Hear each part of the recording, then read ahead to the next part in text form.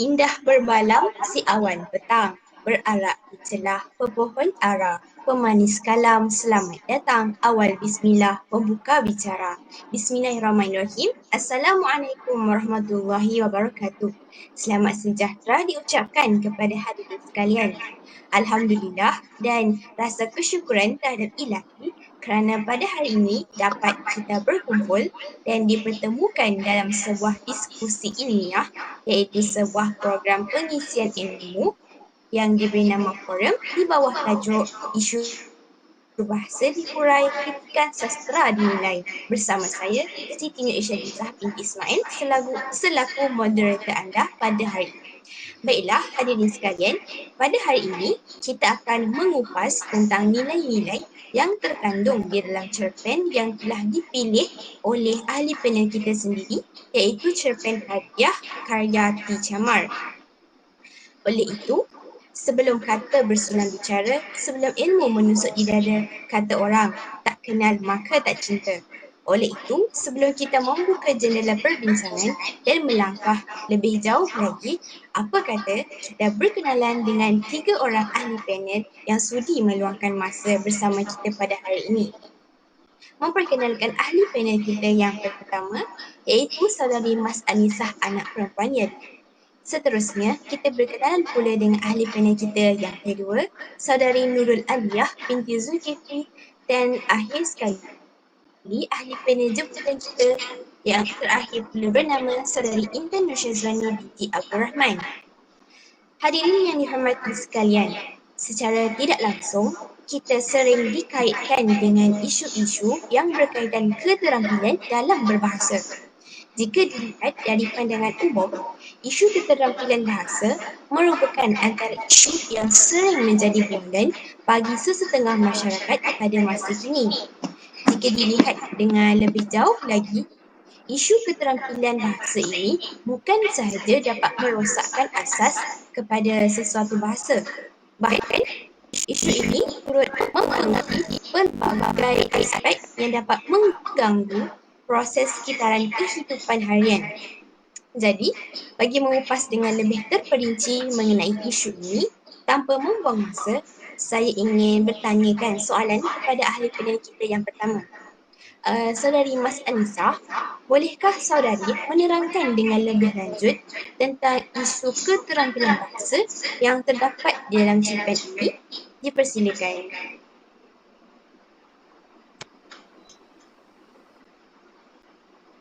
Terima kasih saya ucapkan kepada moderator kerana sudi mengundang saya untuk menghadirkan diri ke forum pada hari ini. Tidak lupa juga salam perkenalan yang saya ucapkan kepada para panel yang lain.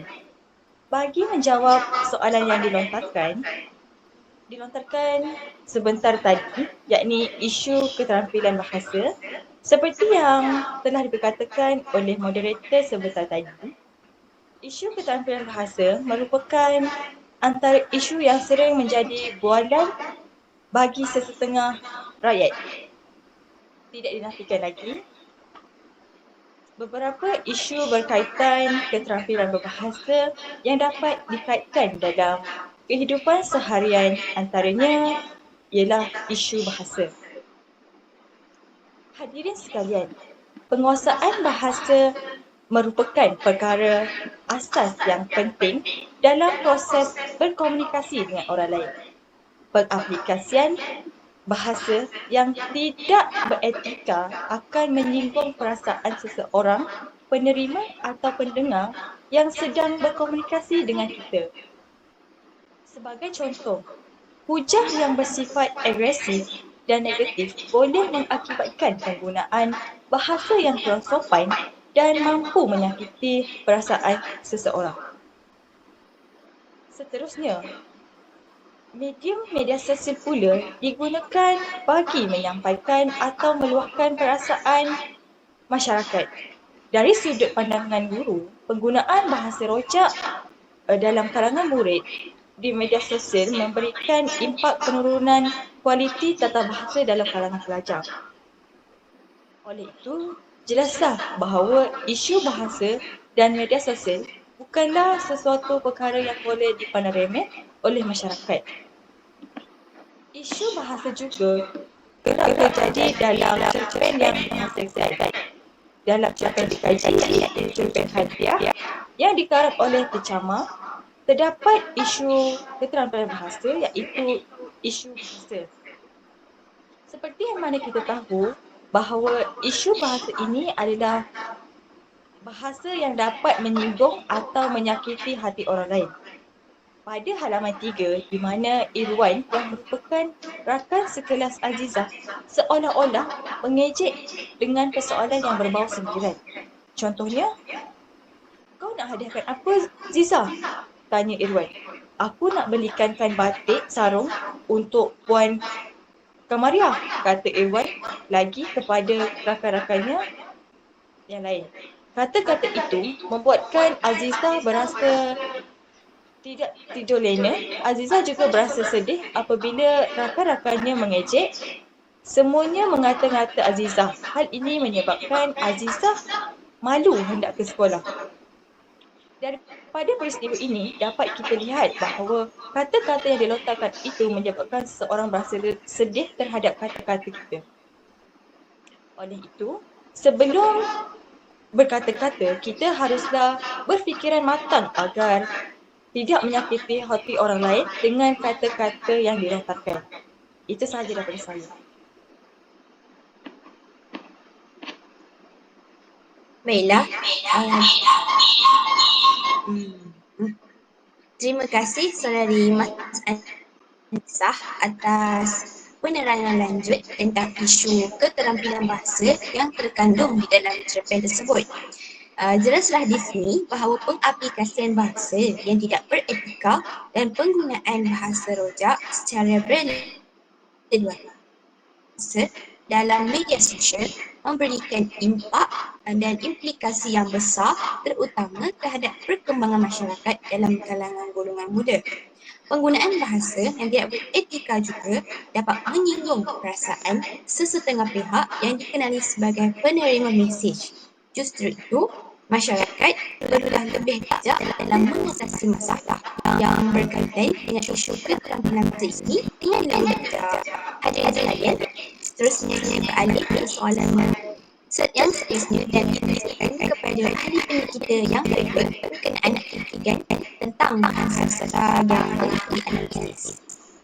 Saudara Aida, apakah jenis kritikan yang diaplikasikan bagi mengkaji dan menganalisis cerpen yang digunakan dan bagaimana pula dengan nilai yang diterapkan di dalam cerpen tersebut yang boleh menjadi ikutan bagi masyarakat terutama dalam kalangan golongan muda?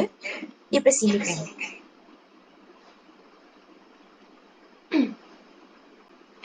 Jadi, baiklah. Terima kasih diucapkan kepada moderator kerana sudi memberi kesempatan untuk saya menghurai dengan lebih terperinci tentang cerpen yang telah dikaji. Hadirin sekalian, jenis kritikan yang telah diaplikasikan dalam proses menganalisis cerpen ini adalah jenis kritikan penilaian. Penilaian pertama yang dapat dilihat dalam cerpen Hadiah karya T. Chama ini ialah nilai menghargai warisan seni dan kebudayaan Melayu. Jadi, seperti yang dapat kita lihat dalam cerpen ini, pada bahagian akhir cerita, terdapat satu bahagian penceritaan di mana guru, iaitu Cikgu Zaliha, ingin anak muridnya, Azizah, untuk menyertai pertandingan kraft tangan peringkat daerah. Kraft tangan bukan sahaja tertumpu kepada tenunan, barangan seramik dan lukisan batik. Namun dalam cerpen yang kami kaji ini, seni anyaman amat dititik beratkan oleh penulis T. Chama. Seni anyaman ini telah bermula sejak zaman dahulu lagi. Ini boleh dilihat pada rumah-rumah masyarakat zaman dahulu di mana dinding-dinding rumah mereka dianyam dengan buluh dan kehalusan seni anyaman itu masih bertahan sehingga ke hari ini. Jadi, pendekatan penulis dengan menyentuh berkaitan seni masyarakat Melayu, iaitu anyaman dalam cerpen ini adalah satu perkara yang baik dan perlu dipuji.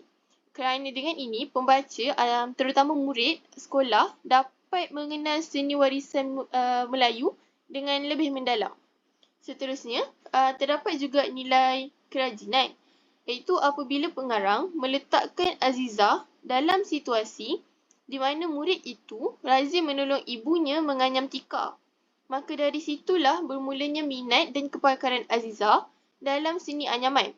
Jadi masyarakat zaman kini juga boleh didedahkan dengan banyak cabang-cabang ilmu untuk memupuk minat mereka dalam mendalami kesenian serta kebudayaan masyarakat Melayu. Kata orang, melentur bulu biarlah dari rebungnya.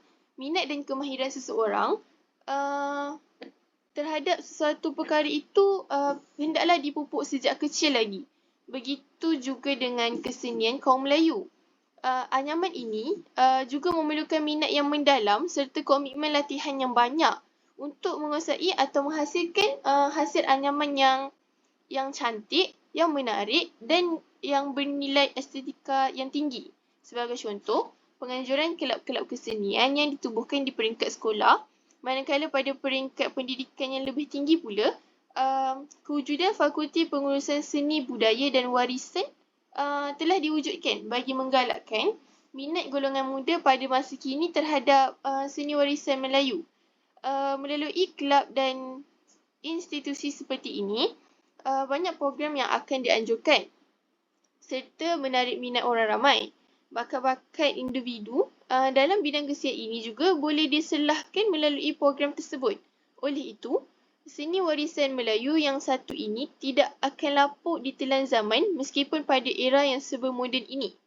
Itu sahaja ulasan saya. Terima kasih. Baiklah, terima kasih diucapkan kepada Saudari Nurul Aliyah atas penerangan lanjutnya tentang kritikan bahan sastra yang telah dikaji dan dimanifestasi akal budinya dari segi kritikan penilaian.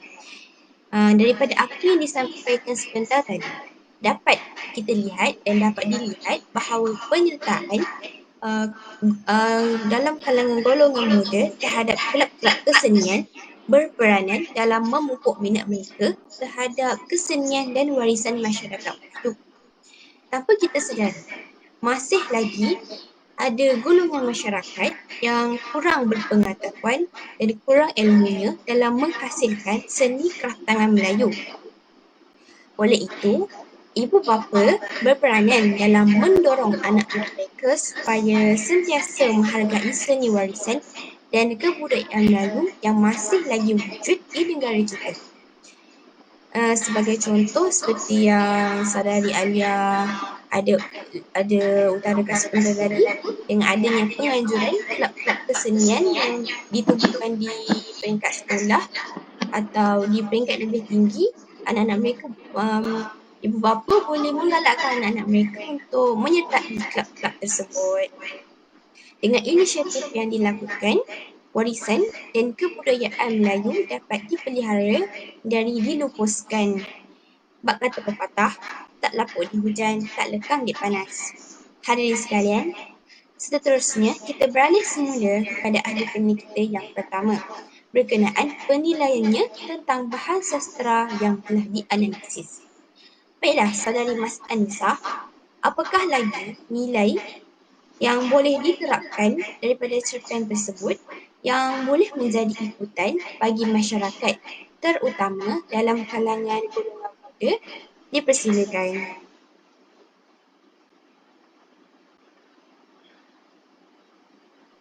Terima kasih moderator iaitu Saudari Siti Nur Isyadisah terhadap soalan yang diberikan.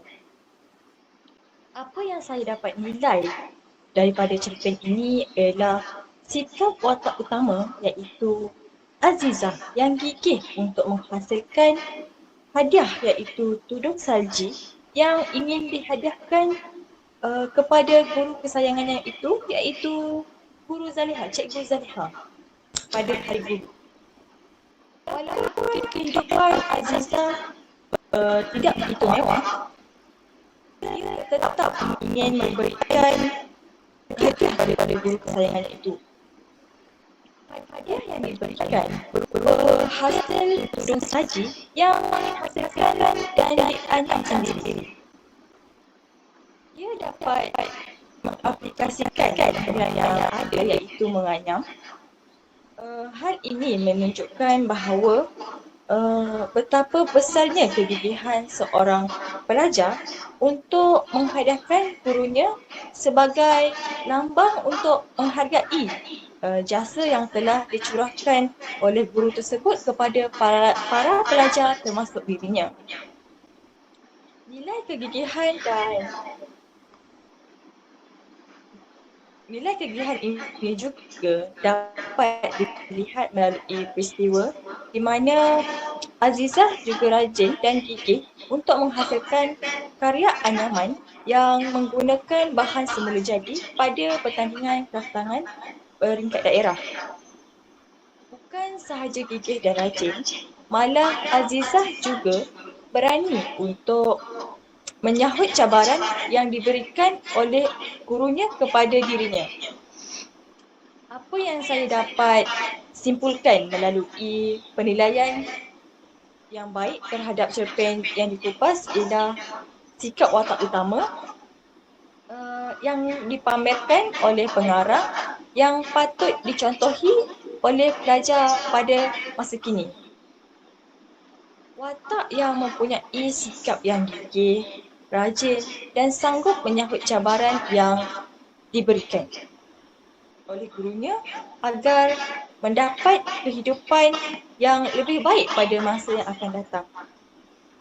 Selain itu juga, seseorang perlu mempunyai sikap kerajinan dalam diri akan sentiasa berfikiran kreatif dan inovatif seperti yang ditunjukkan oleh Azizah dalam cerpen di mana Azizah mampu menghasilkan tudung salji sebanyak 20 beradik hasil titik peluh dan usahanya selama 8 minggu.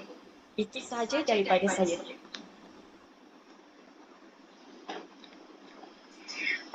Terima kasih. Terima kasih kepada saudari Mas Ansah atas penerangan lanjut tentang kritikan penilaiannya daripada cerpen hadiah yang telah dikaji. Dari apa yang disampaikan oleh saudari Sulan tadi, melalui nilai kegigihan yang dilakukan dilakukan dan perwatakan oleh Azizah dalam cerpen tersebut mengajar kita untuk sentiasa gigih dalam melakukan sesuatu pekerjaan. Selain daripada kegigihan, kerajinan dalam diri juga perlu diaplikasikan dalam kehidupan agar kita tidak akan mudah untuk berputus asa. Hadirin sekalian, seterusnya kita beralih ke soalan yang berikut dan ditujukan kepada ahli panel kita yang terakhir berkenaan kritikan tentang bahan sastra yang telah dianalisis bersama dua orang panel sebentar tadi. Baiklah, saudari Intan, bagaimana pula dengan penilaian dari aspek negatif? Yalah, seperti yang kita tahu, setiap cerpen yang dihasilkan pasti mempunyai penilaian dari aspek positif dan negatif. Begitu juga dengan cerpen yang telah dianalisis ini. Jadi bagaimana pula dengan aspek negatif yang boleh dijadikan sebagai iktibar atau pengajaran yang boleh diambil daripada cerpen tersebut? Dipersilakan. Baiklah, sebelum saya memulakan perincian saya tentang cerpen ini, terima kasih kepada saudari Siti Nur Isyalizah iaitu moderator kita pada hari yang bermanfaat ini. Tidak lupa juga sedikit penghargaan daripada saya kepada pihak yang terlibat atas jemputan ataupun kesempatan yang diberikan untuk menyuarakan sedikit pendapat berkaitan mauduk forum kita iaitu cerpen berjudul Hadiah. Baiklah saudara dan saudari sekalian, tanpa melengahkan masa lagi, saya ingin memperincikan beberapa penilaian negatif dalam cerpen tersebut. Yang pertama ialah sikap Hamidah. Sikap Hamidah yang terlalu suka menunjuk kemewahan yang dimiliki oleh keluarganya kepada orang sekeliling jelas mengundang jurang perbezaan taraf hidup dalam kelompok rakan-rakannya. Perkara ini membuatkan salah seorang daripada rakan Hamidah iaitu Azizah yang lahir dalam keluarga yang kurang berkemampuan berasa malu kerana tidak dapat memberikan hadiah yang mahal kepada guru mereka pada hari guru di sekolah berbanding kawan-kawan yang lain.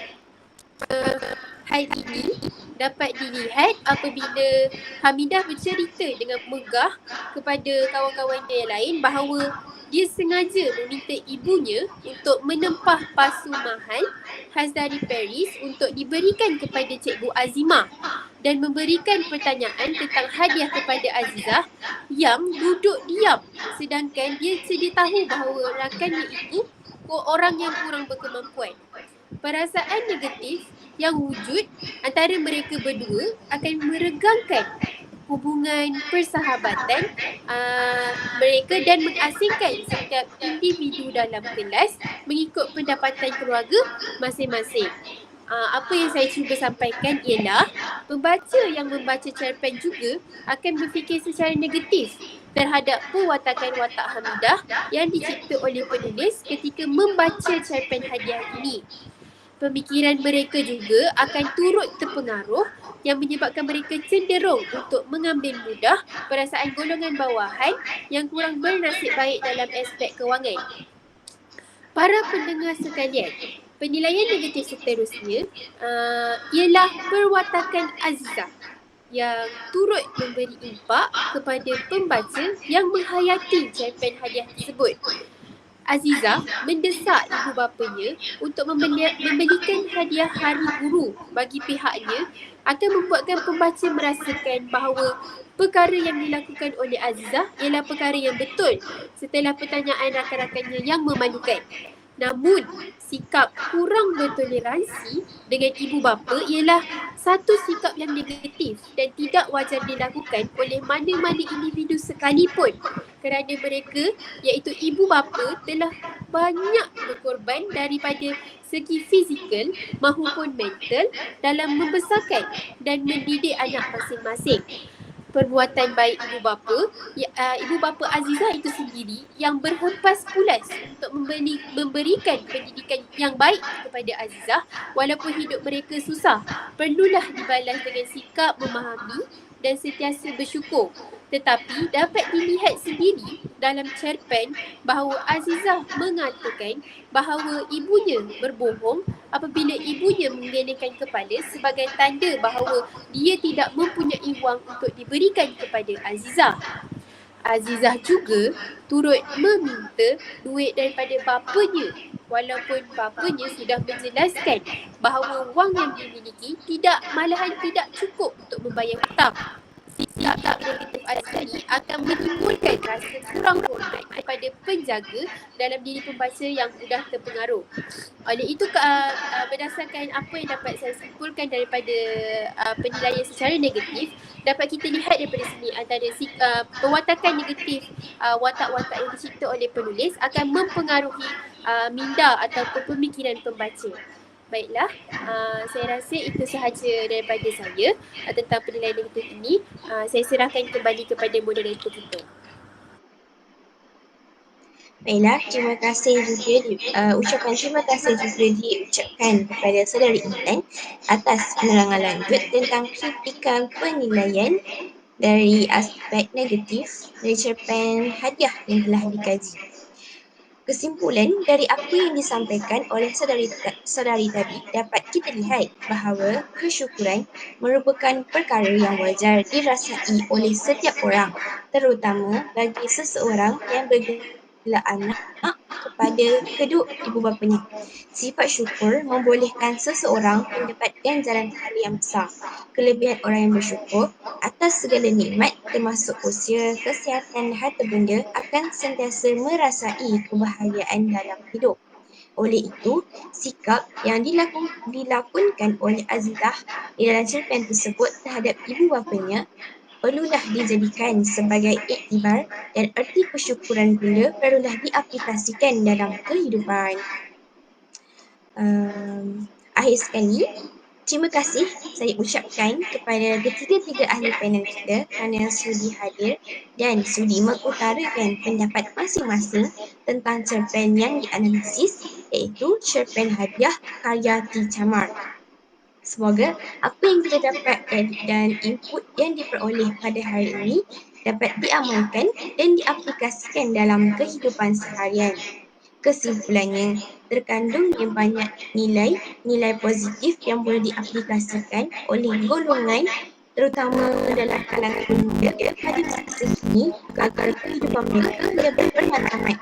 Selain daripada nilai positif, nilai negatif yang terkandung dalam cerpen ini juga wajarlah dijadikan sebagai iktibar, pengajaran dan contoh yang tidak sepatutnya diteladani oleh masyarakat, terutama seperti yang telah dilakukan oleh Atilah terhadap ibu bapanya sebentar tadi. Sangat tidak wajar untuk anak-anak pada masa kini terhadap ibu bapa mereka. Semoga apa yang baik dapat dijadikan amalan dan yang buruk jangan pula dijadikan ikutan. Tapi jadikanlah perkara tersebut sebagai satu pengajaran yang tidak wajar dicontohkan. Hadirin sekalian, nampaknya masa amat mencemburui kita. Sebelum kita menamatkan sesi forum pada hari ini, terimalah serangkap pantun indah daripada saya. Bunga dedap di atas para, anak dusun pasang pelita. Kalau tersilap tutur bicara, temaris disusun maaf dipinta. Sekian sahaja daripada saya, Siti Nur Isyanizah, sebagai moderator anda. Dengan ini mengundurkan diri. Sekian.